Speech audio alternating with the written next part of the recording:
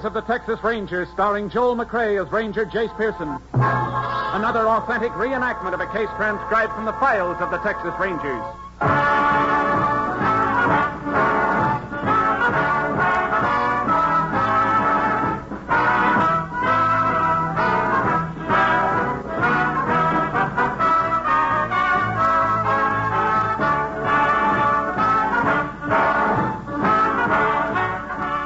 Names, dates, and places in the following story are fictitious for obvious reasons. The events themselves are a matter of record. Every day, Monday through Friday, you're invited to a new program on NBC as Jay Sims brings you inside news from Hollywood. Yes, this is another in NBC's stellar daytime lineup of interesting and entertaining daytime radio programs. You'll enjoy such other favorites as Walter O'Keefe, who MCs America's funniest daily quiz program, Double or Nothing. Warren Hull, who presides over the program with a heart, Strike It Rich. And Tommy Bartlett, the MC with the roving microphone to welcome travelers as they stream through Chicago. And there's more entertainment, too, with Dial Dave Garraway. Dave has an easy, relaxed manner that's certain to give you an idea or two on how to beat the heat. And every day, Monday through Friday, NBC presents the two boys from Boston who this year won the coveted Peabody Award, Bob and Ray. If you're tired of the same old thing on comedy shows, be sure to listen to Bob and Ray for a new concept of humor, a concept you're sure to enjoy. Now, here are Tales of the Texas Rangers. And now, from the files of the Texas Rangers, the case called Misplaced Person.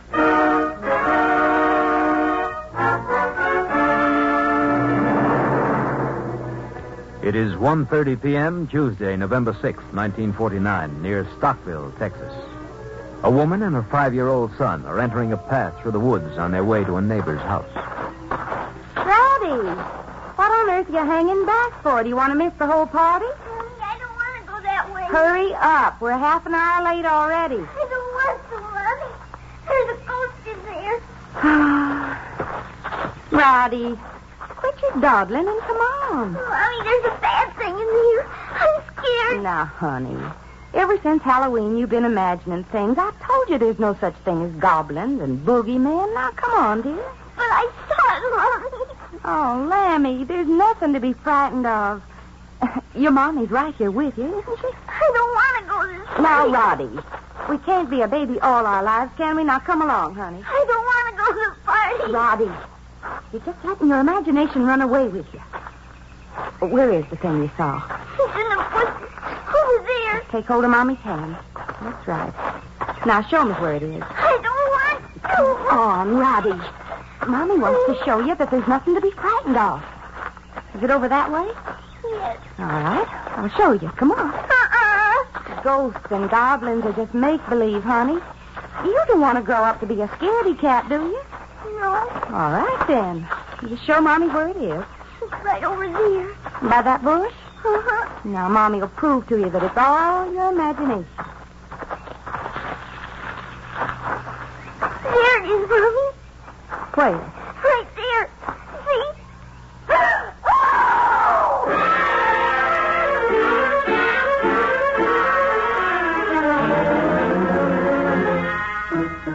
Roddy Clark was not imagining things. What he had seen in the brush was the bruised and beaten body of a dead woman. His mother immediately notified the sheriff of Stockville County, who sent for the aid of the Texas Rangers. Rangers Jace Pearson and Clay Morgan were assigned. While Ranger Morgan searched the area around the body for tracks, Ranger Pearson talked to the little boy's mother. Oh, I was scared half out of my wits when I saw it, Ranger. What's your name, ma'am? Emma Clark. My little son really found it. Kind of tough for a little kid to see something like that. Oh, I just hope he'll be able to sleep tonight. Is the body just the way it was when you found it, ma'am? Yes, it is, Ranger. As soon as I saw it, I ran to the neighbors and phoned the sheriff. Dave, come here a minute. All right, Clay. Thank you very much, ma'am. I guess that'll be all for now. We want you to sign a statement later on. I'll be glad to. Sure hope you can catch the murderer, Ranger. You find something, Clay? Yeah, I found this purse just off the road, Jace. Hey, look, it's got some blood on it. Any identification in it? I haven't been able to find any. Quite a bit of money, though. It throws out robbery as a motive. Anything else? Oh, usual claptrap women carry, compact, lipstick, cigarettes. Hey, wait a minute. Here's a cash register receipt that has something scribbled on it. What's it say? Dr. Schiller, Avalon 818. That might help. Maybe the woman was one of his patients. Well, it's something to start on anyway. Yeah. Maybe he can tell us who she is.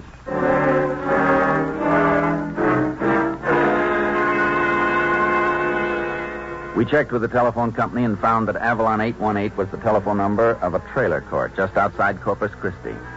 We called and found that a Dr. Schiller lived there. We talked to him and asked him to meet us the next morning at the funeral parlor in Stockville. At 10:30 the following day, we were checking over the woman's clothing in the waiting room of the mortuary when a thin, erect man walked in. Dr. Schiller? Yes? I'm Ranger Pearson, and this is Ranger Morgan. How do you do? Howdy. Have a chair, Doctor. Thank you very much. We sent for you, Dr. Schiller, because a woman we think you must know was found murdered yesterday. How shocking. Who is it? We don't know, but your name and telephone number were scribbled on a market slip found in her purse. Oh, that's even worse, isn't it? Have you ever seen this purse before, Doctor? No, I don't recall that I have. Here's the market slip. May I see it, please? Sure. Extraordinary. Yes, it is my number, gentlemen. You recognize the handwriting? No, sir, I do not. Are you practicing in Corpus Christi, Doctor? Oh, no. I wish that I could practice here. But you see, I've come to America on a quota. Just recently. I'm not yet a citizen. How long have you been here? I left Vienna 6 months ago. Are you an MD? Yes, for many years. You see, I was in psychologie clinique. I'm not much of a linguist, Doctor. Would you, Excuse me. Clinical psychology. I was with Dr. Young at Zurich. I see. Doctor, do you have any idea how your number got into the dead woman's purse? None whatsoever. How could I, when I have no idea to whom this purse belongs? I think perhaps you'd better take a look at the body. You might recognize the woman and be able to tell us something. It is possible. You come into the next room with us, Doctor? Very well. Some decomposition has set in, of course, but the features are still recognizable. There's the body on that slab. She must have been frightened when she died, judging from the muscle tension. Yes. Well, Doctor? I'm quite positive, Ranger Pearson, that I have never seen this woman before this moment. You think someone else gave her your name and number? Perhaps. Can you think of anyone who might have? No, I'm sorry. I'm quite mystified. Well, thank you very much, Dr. Schiller. We have your name and address, and we'll send for you again if we need you. Do, by all means. I should be happy to be of any assistance that I can. Thank you. Goodbye, sir. Good day, gentlemen. Well, where do we go from here, Jace? Looks to me like a long, hard night digging into the files on missing persons.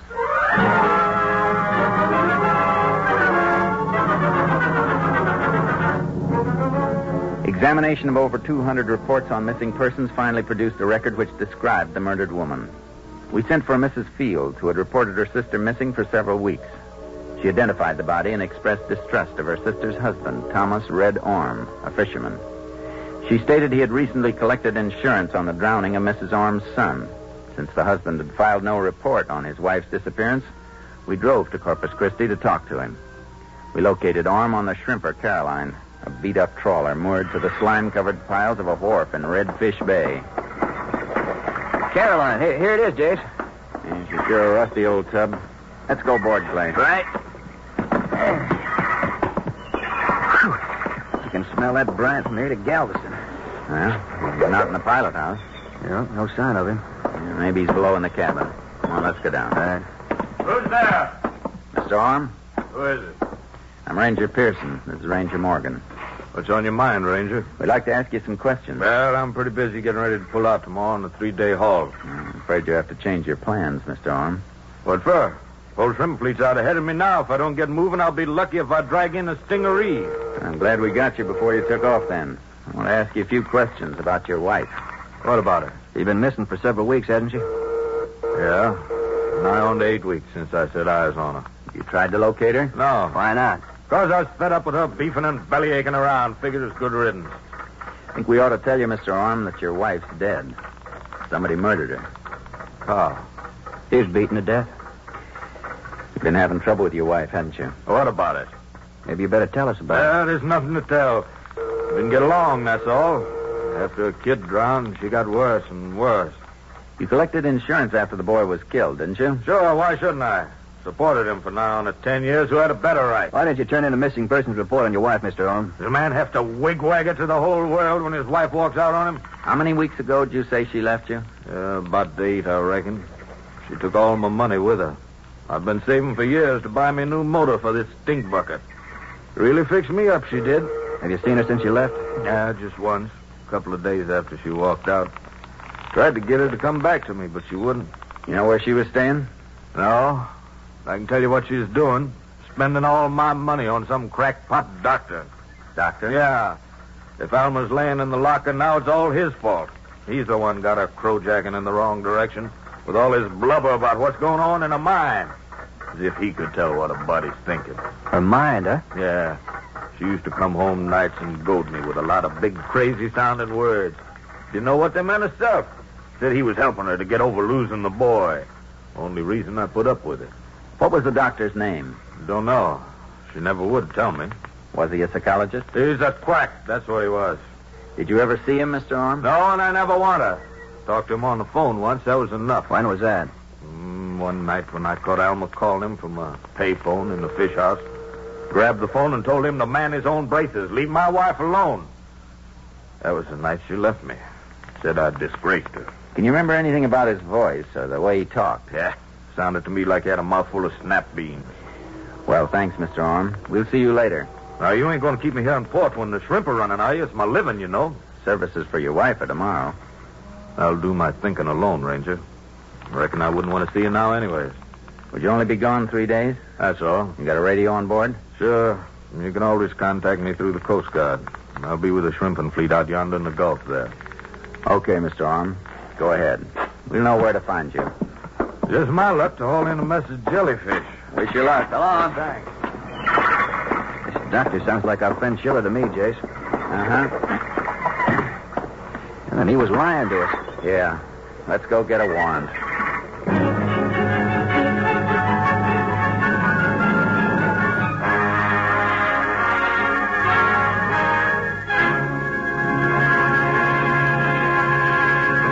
In just a moment, we will continue with Tales of the Texas Rangers, starring Joel McCrea as Ranger Jace Pearson. This long Labor Day weekend means a glorious holiday for millions of Americans. But it also means death, injury, heartache, and grief for several hundred of the throng. Since Friday evening, more than 40 million automobiles, one for every 4 persons in the United States, have been taking to our nation's highways.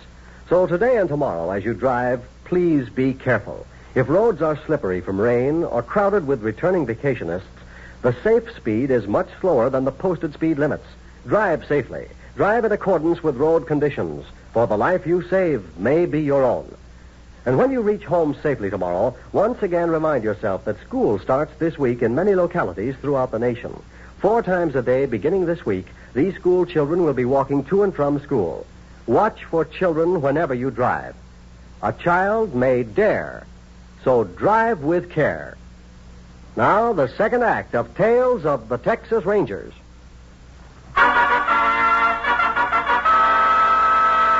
We continue now with Tales of the Texas Rangers and our authentic story, Misplaced Person. We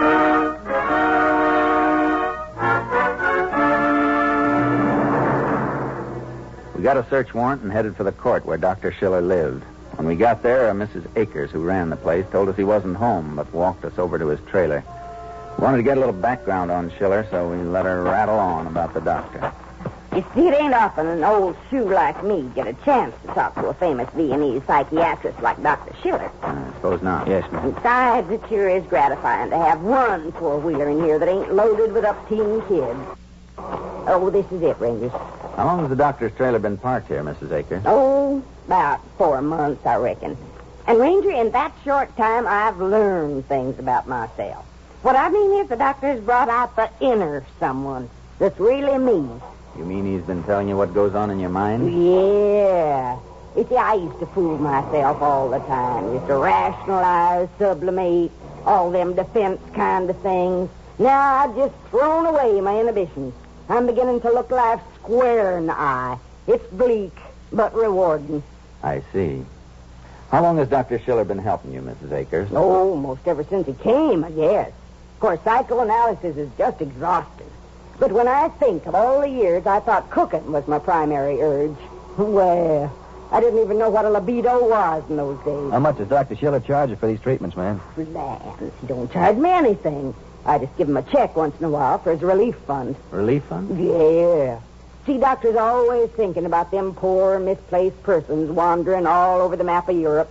Likes to send them over money for shoes and grub for their knapsacks and all. Has the doctor any other patients, Mrs. Akers? Well, I told you, he ain't practicing. Just likes to unscramble a few friends of his out of the kindness of his heart.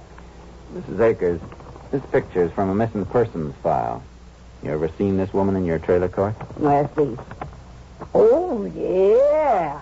Well, that's Miss Orm. She's a real good friend of Doc Schiller's. Used to come see him right often. When was the last time you saw her? Oh, it's been quite a spell now. A month or two anyway. Must have left town, I reckon. Well, thank you, Mrs. Akers.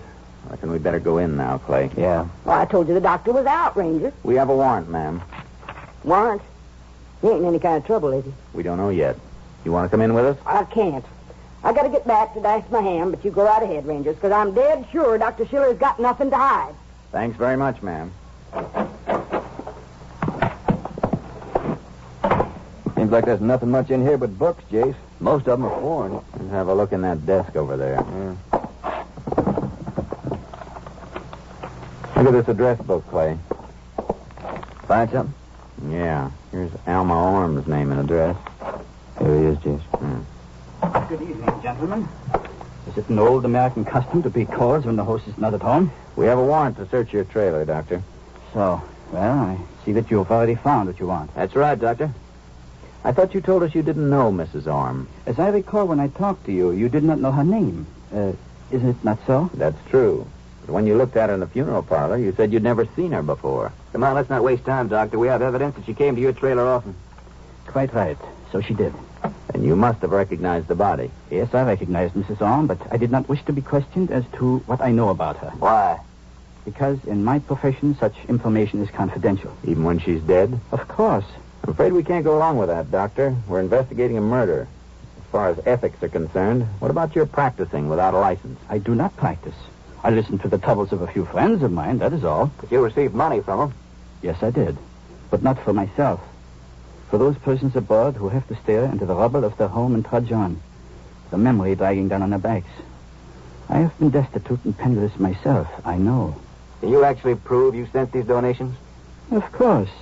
Here. This is my canceled check, gentlemen, made out to the relief organization at Oberhagen.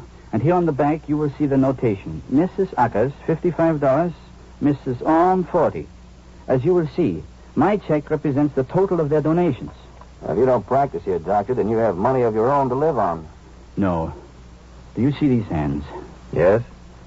These are the hands that once held a trepan in the most delicate of brain operations. Now they fold dressings, boil instruments, push patients in wheelchairs. Where?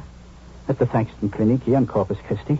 When? Mondays, Wednesdays, and Fridays from 2 until 10. We can easily check that, you know. Precisely. That's why I told you. Why didn't you want to identify Mrs. Orm's body? You are intimating, of course, that I'm under suspicion of murder. You lied to us, Doctor. Why shouldn't you be? I see. We want to know why you lied to us. Now, Dr. Schiller, I asked you a question. All right, gentlemen.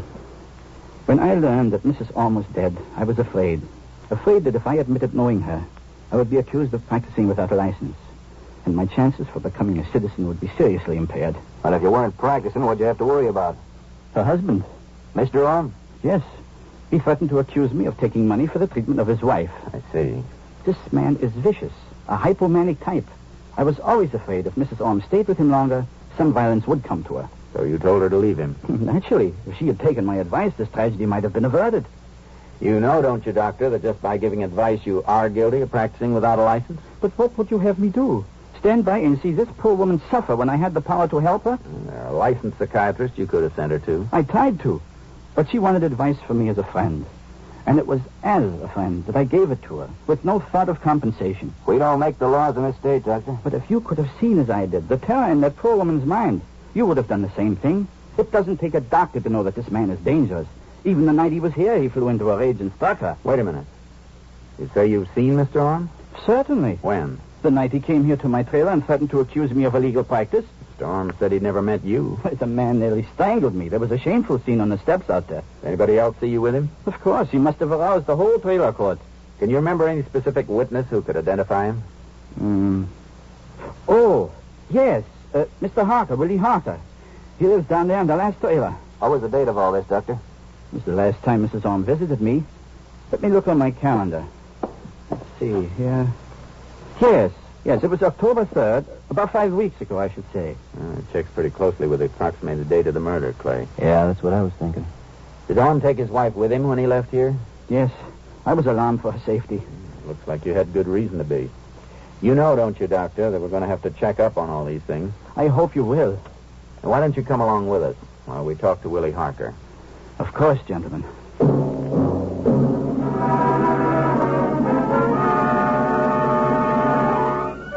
Dr. Schiller led us to a two-wheeled trailer parked about 100 feet from his own. You could hear a baby crying, and a thin, sallow little man was sitting on the steps. When he saw us coming, he got up quickly and went inside. Was that Harker? Yes, that is he. Mr. Harker? Yeah? Texas Rangers.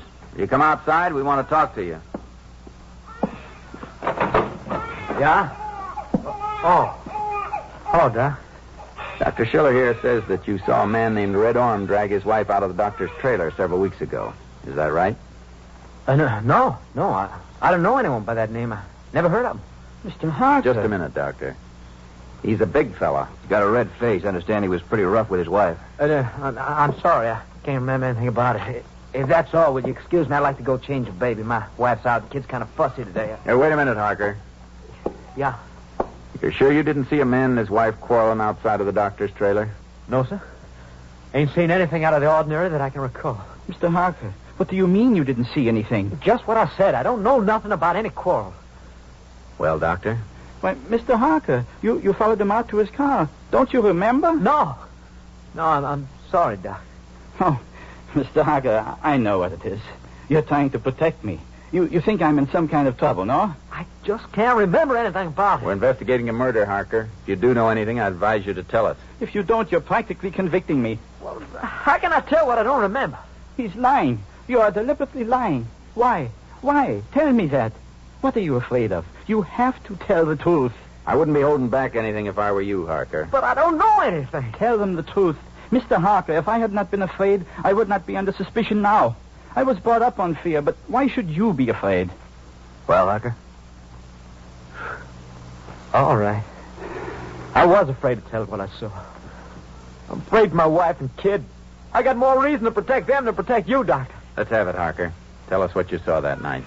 Well, just like the doc here said, Orme dragged his wife out to the car, and he started beating her. She screamed, so I followed him. I tried to help her, that's all. What happened? Grabbed me by the neck and like to strangle me. Wouldn't let go of that promise to keep still about what I seen. See anything more? No. I beat it as fast as I could. I was afraid he'd change his mind and really croak me. He was putting his wife in the back seat of the car last I seen. Was she unconscious? Sure looked like it. She wasn't moving anyway. Why didn't you report this to the police? Well, because I was scared of him. All right, Mr. Harker. You and the doctor come down to the sheriff's office with us. We want to take written statements from both of you.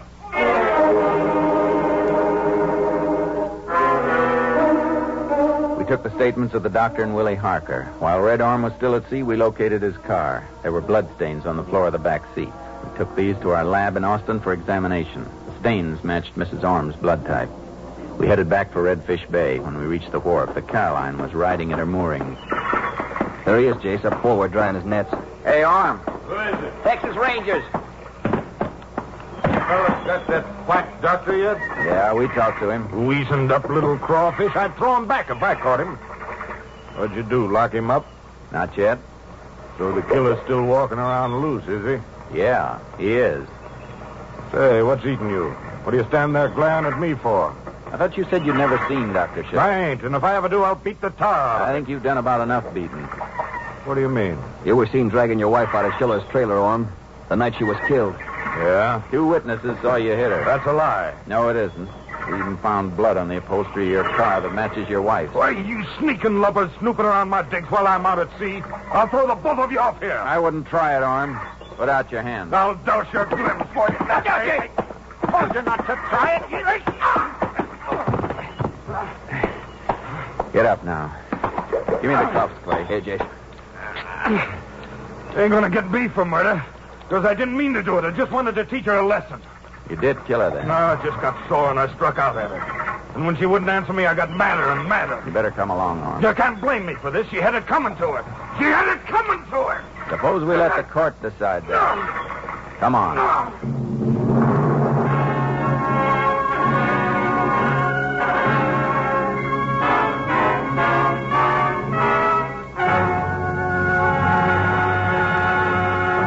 In just a moment, we will tell you the results of the case you have just heard.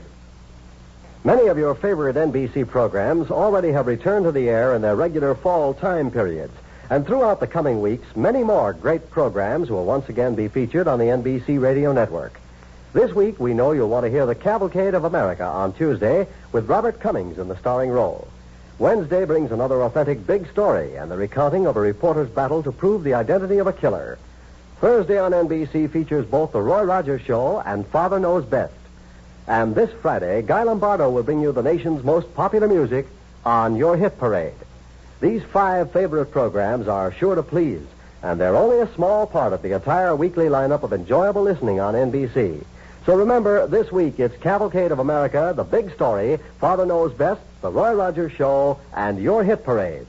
5 favorites back for the fall season on the NBC Radio Network. Now, the conclusion of today's Tales of the Texas Rangers.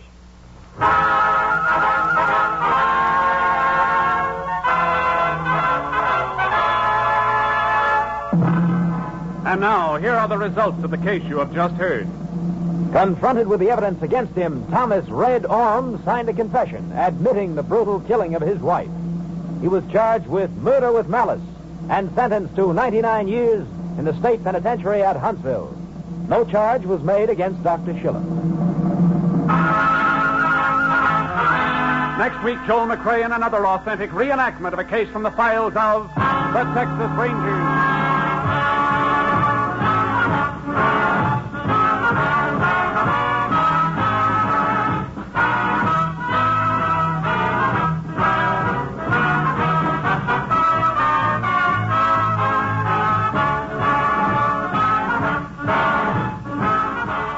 Joel McRae is currently seen in San Francisco's Story, a Warner Brothers release. The cast included Tony Barrett, Herb Ellis, Henry Rowland, Dan Rist, Virginia Gregg, and Dick Beale. Technical advisor was Captain M.T. Lone Wolf Gonzaullas of the Texas Rangers. This story was transcribed and adapted by Betty Mears, and the program was produced and directed by Stacy Keach. Tales of the Texas Rangers is heard overseas through the worldwide facilities of the Armed Forces Radio Service. This is Hal Gibney speaking.